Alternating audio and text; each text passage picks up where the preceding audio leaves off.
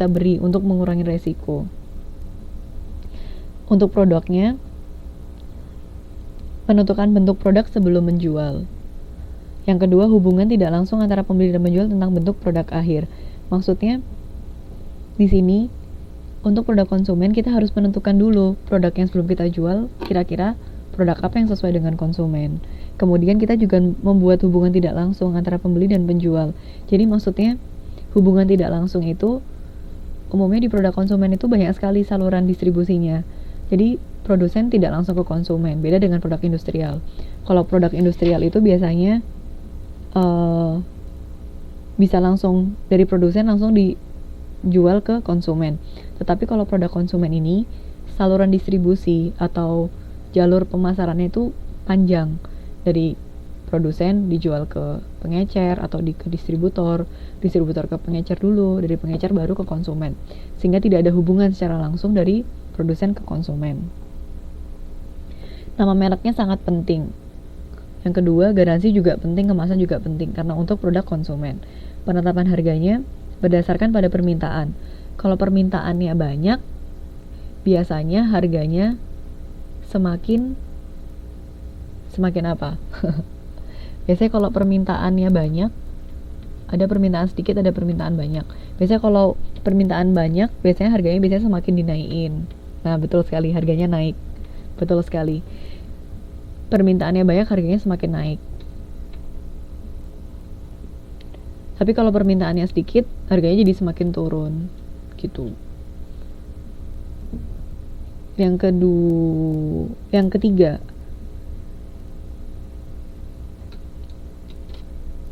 ada penetapan harga. Yang kedua adalah permintaan cenderung elastis. Maksudnya elastis ini adalah, ini kayaknya Pak RT sudah mulai masuk. Iya Pak, silakan langsung bergabung. Bersifat elastis ini adalah dia gampang berubah-ubah. Jadi produk-produk konsumen itu permintaannya kadang naik, kadang turun, kadang ini. Jadi dia berubah-ubah, elastis. Kalau promosinya, tujuan ganda beberapa tujuan. Jadi penetapan harganya itu banyak juga. Ada tujuan ganda.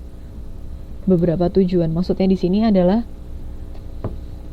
penetapan harganya, misalkan kita mau menetapkan harga untuk promosi. Biasanya kita tetapkan harganya diskon 10%. Tapi di periode berikutnya kita tetapkan, jadi ada banyak sekali penetapan harganya. Tergantung dengan tujuan. Tujuannya untuk apa? Apakah untuk promosi? Biasanya kalau untuk promosi, kita berikan dulu lah harga murah 5 hari pertama. Kemudian setelah 5 hari itu harga akan normal. Kemudian ada ulang tahun perusahaan misalnya. Di ulang tahun perusahaan itu perusahaan akan memberikan diskon besar-besaran kepada konsumen. Sehingga ada banyak sekali penetapan harga berdasarkan tujuan. Tujuannya apa? Tujuannya untuk menarik konsumen. Jadi misalkan pada saat hari ulang tahun perusahaan, ia akan memberikan gratis satu produk kepada seluruh konsumen yang membeli, misalkan kayak gitu. Nah, ini diskon cuci gudang. Ya, benar sekali, Mbak Sulastri. Nah, selanjutnya ada promosi. Promosi menggunakan penjual untuk mencapai perantara dan penjualan dari pintu ke pintu dan periklanan.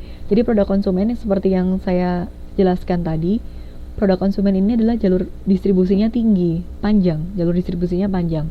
Dari produsen tidak akan langsung ke konsumen. Ia pasti akan melewati distributor, melewati pengecer, melewati macam-macam baru ke konsumen, sehingga ia membutuhkan periklanan untuk mencapai ke konsumen, misalkan dari penjualan dari pintu ke pintu. Nah, ini distribusi menggunakan perantara pada umumnya.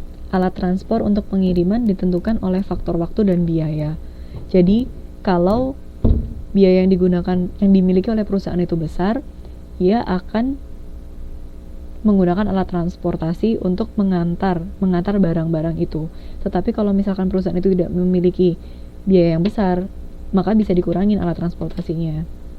Nah, seperti itu. Ini untuk produk konsumen. Berbeda dengan produk industrial. Kalau produk industrial, untuk riset dan analisis pasar, jadi adalah sebelum kita sebelum menjual produk kepada pasar, kalau yang di produk konsumen itu kan kita akan melakukan pengujian pasar terlebih dahulu. Kita melakukan survei, kira-kira konsumen suka nggak ya dengan produk yang akan kita jual, bisa seperti itu. Tetapi untuk produk industrial ini berbeda. Survei untuk pembeli yang tidak menentu, pengumpulan data dengan kontak langsung. Kalau yang tadi surveinya bisa melalui pos, biasanya juga bisa melalui internet. Biasanya dikirim email tentang produk-produk yang akan dijual, misalkan kira-kira suka apa enggak. Jadi kita tidak secara langsung bertanya kepada konsumen. Tetapi kalau di produk industrial ini biasanya dengan kontak langsung. Jarang menggunakan pengujian pasar. Karena kalau yang di produk konsumen tadi kan produk-produk yang dia banyak sekali permintaan dari konsumennya, sehingga bertebaran di mana-mana. Tapi kalau produk industrial ini karena akan dibeli oleh perusahaan-perusahaan dan akan digunakan kembali untuk proses produksi, sehingga dia jarang menggunakan pengujian pasar. Untuk produknya, yang kedua ada poin produk. Pengembangan bentuk produk sering melalui proses penjualan, mengarahkan hubungan antara pembeli dan penjual menyangkut bentuk produk akhir. Nah, ini yang ketiga, nama dan reputasi perusahaan sangat penting karena ia akan dijual kembali atau diproses kembali ke produk yang lain. Menekankan kepada pelayanan purna jual untuk produk-produk seperti instalasi. Jadi pelayanan purna jual ini adalah pelayanan setelah kita menjual. Setelah kita menjual produk itu, kita harus memberikan pelayanan karena produk yang akan kita jual ini digunakan kembali oleh perusahaan lain. Sehingga kalau misalkan pelayanannya tidak bagus, perusahaan lain tidak akan membeli produk yang kita jual. Penetapan harganya sama, berorientasi pada permintaan. Yang kedua, kemungkinan permintaannya elastis untuk produk yang dibuat atas pesanan.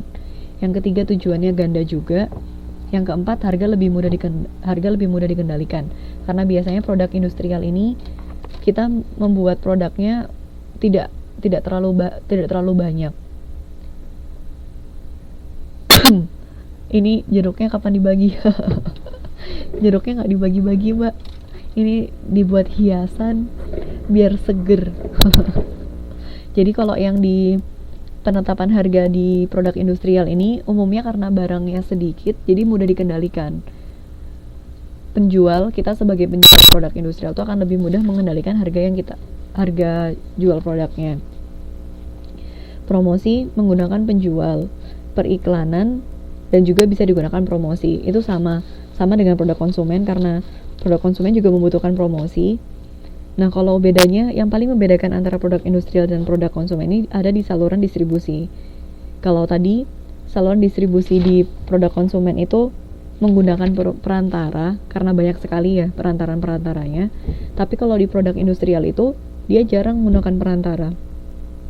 Umumnya langsung dari produsen satu, ia akan langsung menjual ke perusahaan lain, ke lembaga lain. Karena itu untuk produk industrial, atau digunakan untuk proses produksi kembali. Nah, itu strategi pemasarannya.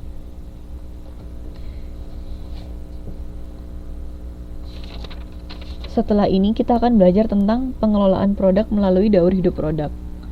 Ini ada 4. Apa sih daur hidup produk? Nah, daur hidup produk itu adalah alat yang digunakan oleh pemasar secara tradisional untuk merumuskan strategi pemasaran bagi produk-produk yang berbeda. Jadi ada 4 tahap. Ini sepertinya teman-teman pasti sudah familiar dengan daur hidup produk. Ada 4 tahap. Yang pertama adalah tahap perkenalan, kedua tahap pertumbuhan, yang ketiga tahap kedewasaan, dan yang keempat adalah tahap penurunan. Nah, ini gambarnya. Ada yang bisa menjelaskan apa gambar dari daur hidup produk ini? Dari tahap per tahap aja. Yang pertama adalah tahap perkenalan. Ada yang bisa menjelaskan tahap perkenalan itu tahap yang seperti apa?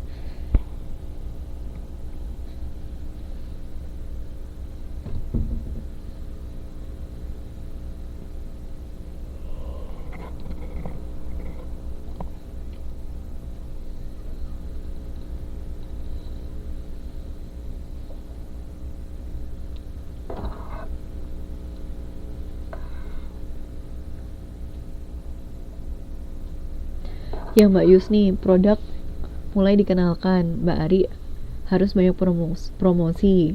Mbak Sulastri, perkenalan tahap di mana produk baru diluncurkan ke pasar. Mbak Juweria, memperkenalkan barang. Mbak Yusni, konsumen mulai mengenal produk itu dan mencoba untuk membeli karena produk baru diperkenalkan oleh Mbak Arik. Mbak Uswatun, tahap perkenalan ditandai dengan pertumbuhan penjualan yang masih lambat karena produknya masih dianggap baru bagi perusahaan. Nah, ini benar sekali semuanya. Jadi yang dimaksud dengan tahap perkenalan adalah tahap kita mengenalkan, karena produk itu baru diluncurkan atau baru dikenalkan kepada pasar. Jadi konsumen itu belum banyak yang mengenal, karena itu masih baru diluncurkan, sehingga penjualannya itu masih lambat karena baru diperkenalkan. Nah, yang Mbak Ari Widiati, laba diabaikan untuk sementara. Iya, laba diabaikan untuk sementara karena kita tidak bisa menghasilkan laba. Biasanya pada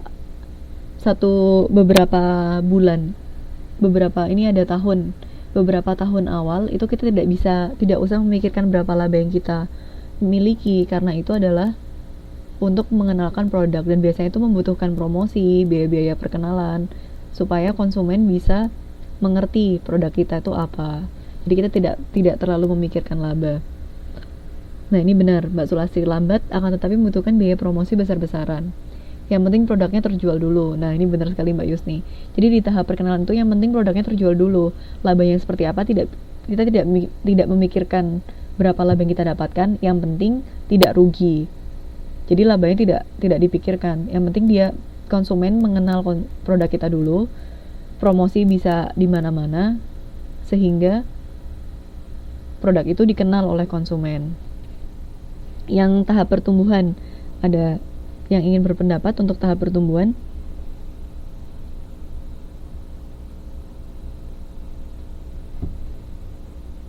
Mbak Ari, mulai ada laba.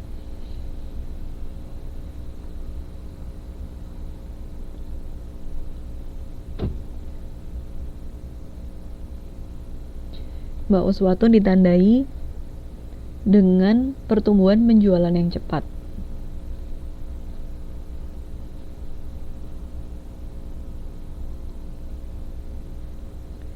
Mbak Sulastri, dapat sate satu.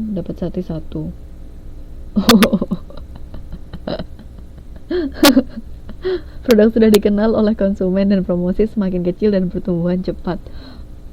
Oh, ini dimana produk sudah dikenal oleh konsumen dan promosi semakin kecil dan pertumbuhan cepat. Oh iya, benar. Nah, ini benar sekali untuk pertumbuhan.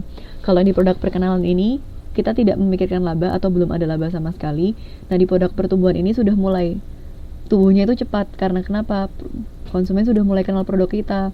Konsumen sudah mulai menyukai produk kita sehingga membeli. Jadi tahap pertumbuhan penjualannya itu sudah cepat dan labanya itu sudah mulai ada. Dan biasanya pada tahap ini mulai timbullah ada persaingan atau perusahaan-perusahaan lain yang dia akan bersaing dengan kita. Jadi menghasilkan produk yang sama tetapi dengan cara yang berbeda. Jadi mulai ada pesaing-pesaing. Nah, ini promosi juga mulai dikurangin karena di tahap awal ini besar-besaran sekali biaya promosinya untuk mengenalkan produk. Yang di biaya pertumbuhan ini biayanya sudah bukan dialokasikan kepada promosi lagi, tetapi lebih kepada bagaimana cara menjaga konsumen. Karena itu, atau biasanya lebih kepada pembelian bahan baku karena sudah banyak konsumen yang menyukai. Jadi mulai dikurangin biaya promosinya, dialokasikan kepada biaya yang lain. Ini Mbak Yusni, kok nggak ada suaranya ya? Nih, atau suaranya bisa didengar? Peningkatan produksi biasanya. Nah, ini benar sekali Mbak Ari. Untuk yang proses kedewasaan tahap 3, ada yang ingin berpendapat?